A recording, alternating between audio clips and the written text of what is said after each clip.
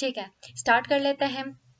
The day is cold and the day is dark and dreary, यहाँ तक जा रहे हैं वो। ये स्टेंजा नंबर 1 है, उसका पैराफ्रेज किया है मैंने।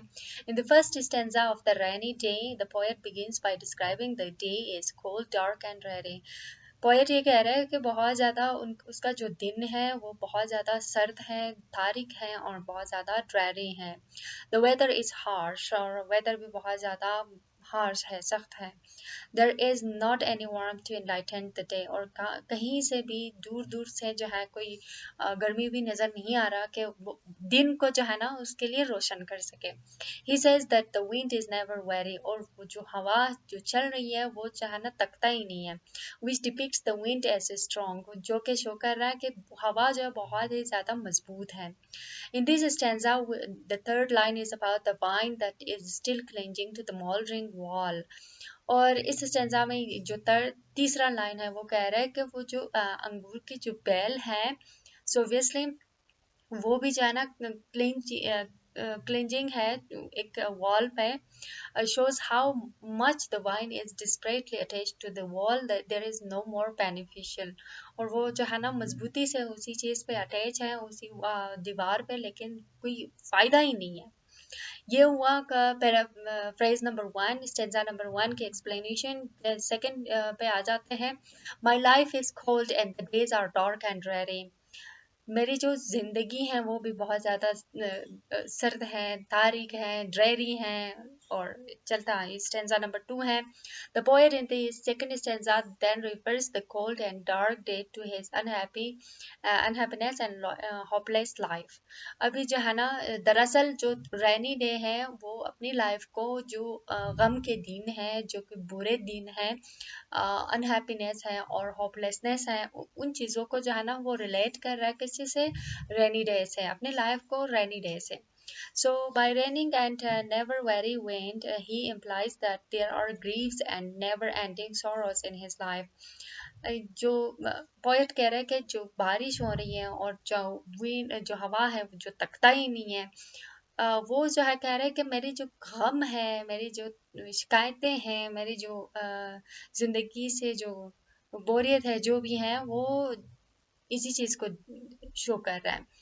Now there is no hope left as he still lives in the past and his present is saddened and gloomy.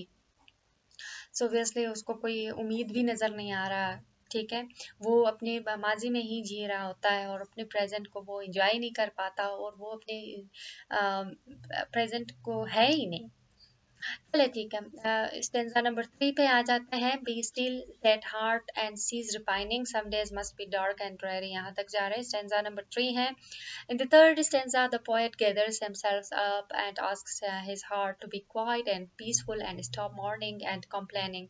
Stanza poet कह रहा है कि जो है अब बस कर दे, अपने दिल को समझा रहे हैं, अपने आप को समझा रहा होता है कि बस काफ़ी है, इतना ज़्यादा गम भी, मतलब गम हो खुशी हो, बस गुजारना ही है। Good days are supposed to come. He calms down himself by hoping, sorry, for a brighter tomorrow. वो अपने आप को जो है ना आराम कर रहा है और इस उम्मीद पे कि कल एक अच्छा दिन होगा, उसके अच्छे दिन भी आएंगे।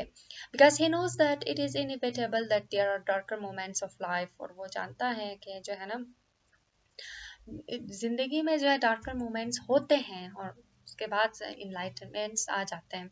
He should have a firm belief that everyone shares a common fate with him and everyone's life there comes a time of depression and tension. और वो कह रहे हैं कि हर इंसान की ज़िंदगी में ऐसा होता है, डिप्रेशन होता है, टेंशन भी होता है। It is necessary that in everyone's life rain must fall, और हर किसी के ज़िंदगी में रोना ज़रूरी है। And some days must be dark and dreary, और कुछ जो दिन होते हैं ज़िंदगी के वो जो है तारीक और ड्रेरी होनी चाहिए। Now the rainy day summary. In this poem, Henry Wordsworth Longfellow, he is the author, has compared a cold, dark, rainy day with the hardest hardships that come in the life of an individual. वो अपने life को compare कर रहा है एक rainy day के साथ, जो है ना वो जो सर्दी ना जाते हैं एनी हाउ। हर किसी के ज़िंदगी में दुनिया में मैंने अपनी ज़िंदगी में भी एक्सपीरियंस किया है, कोई ऐसा बंदा नहीं है जो गम से बाहर हो। According to him the rainy day was cold dark and dreary. और उसके मुताबिक जो रेनी डे है वो जो है ना बहुत कोल्ड, तारीख और ड्रेरी है। It seemed that the storm was about to come as the fierce wind was blowing without getting tired।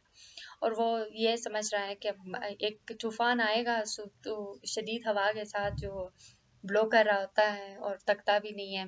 Due to harsh blow of the wind, और इसी harsh blow of the wind the vine found it difficult to remain clutch to the mouldering walls. अब इसको सिर्फ ये कहा है कि वो जो अंगूर के जो बैल हैं वो दीवारों में जो है ना सख्ती से अपने आप को जो है ना वो क्लंच कर रहा होता है, लेकिन जाहिर बात है वो होता नहीं है, क्योंकि बंदा जब एक एक बार एक जिंदगी में जब आ जाती हैं तारिक दिन, so obviously we are suppose to be helpless, और हम नाउमीद हो जाते हैं, हम अपनी उम्मीद की रस्सी तोड़ देते हैं। Anyhow, with every gust, the dead leaves of the trees loosed their hold and fell down from the branches. और हर गस्ट के मतलब जब आ जाता है, so obviously जो डेड लीव्स होते हैं ट्रीज में वो अपने होल्ड को मतलब लूज कर बैठता है, और वो जो है ना गिर जाते हैं नीचे। The poet said that his life too was cold and dark, just like the rainy day, as he suffered a lot of hardships in his life। अब ज़ाहिर बात है एक सिंपल सा सेंटेंस है, वो कह रहा है कि मेरे जो ज़िंदगी है अभी वो तारीख है, सर्द है, सिर्फ एक रेनी डे के की तरह। और क्योंकि उसने बहुत सारी मुश्किलातें अपनी लाइफ में देखी हैं।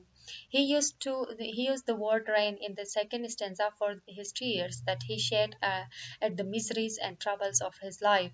और रेन को इसलिए इस्तेमाल किया है क्योंकि इसने बहुत ज़्यादा रोया है और बहुत ज़्यादा मुश्किलातें उसने देखी हैं, सो इस वजह से वो जो है ना बहुत ज़्यादा।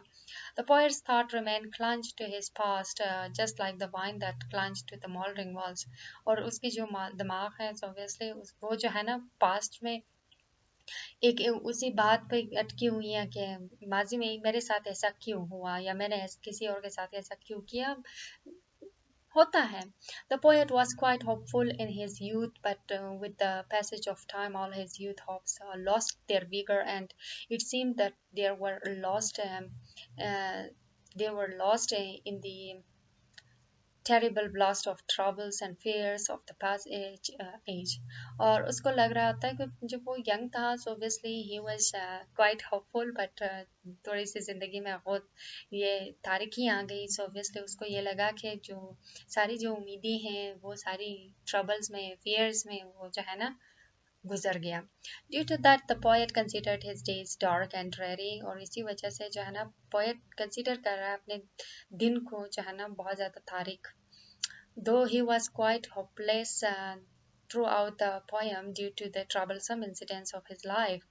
पूरे जो क्या कहते हैं पोयम में ये बहुत ज़्यादा नाउमीद था, क्योंकि बहुत ज़्यादा इंसिडेंट वाक़यात हुआ था इनकी ज़िंदगी में तल्ख।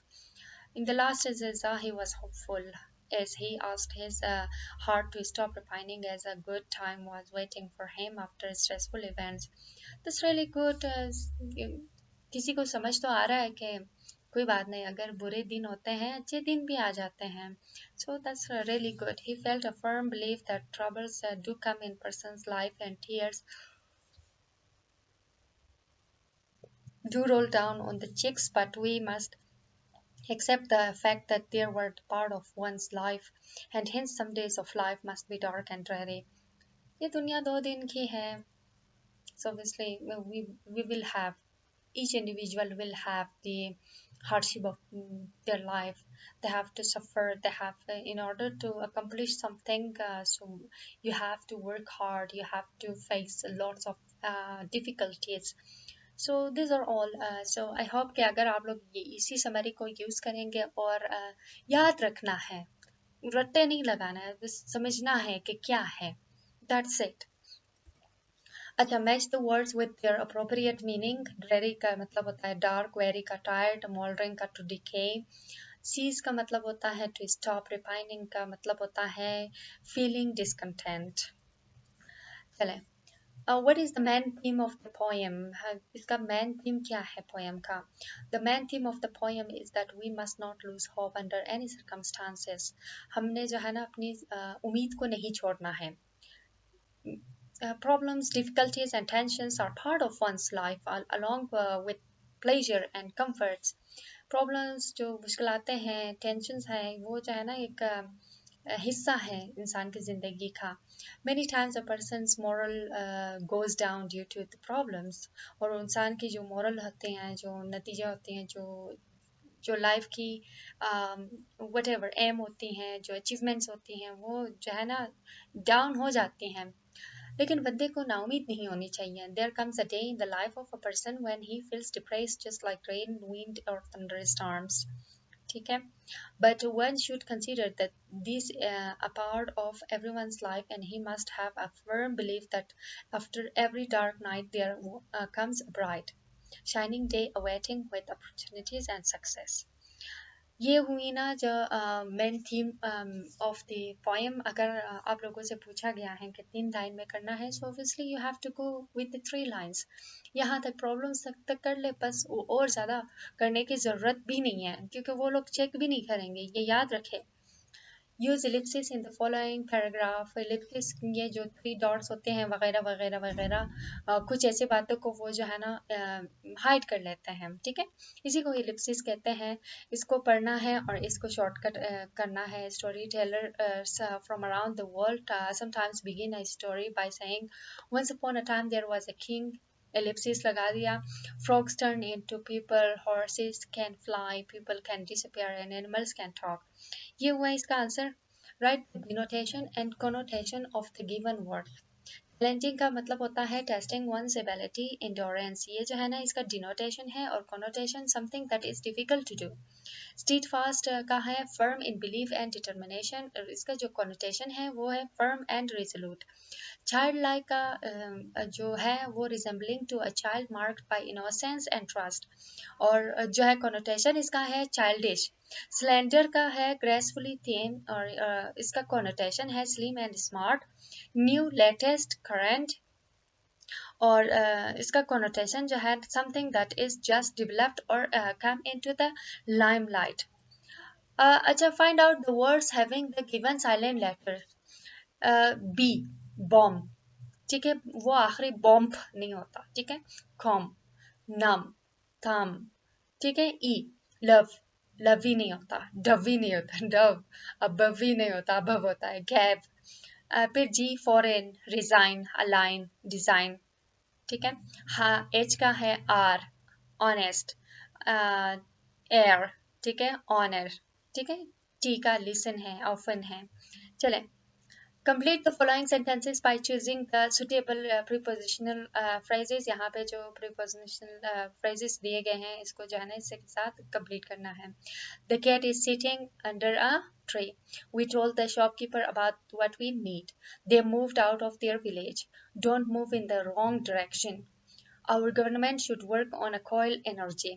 Our success depends on honesty and hard work. ठीक है, next है make 5 sentences by using prepositional phrases in them. I was so sleepy that I put salt in my coffee by accident. I get sick whenever I travel by sea. Working for the government is a job for life. I haven't spoken to him for a while. The whole house is in a mess.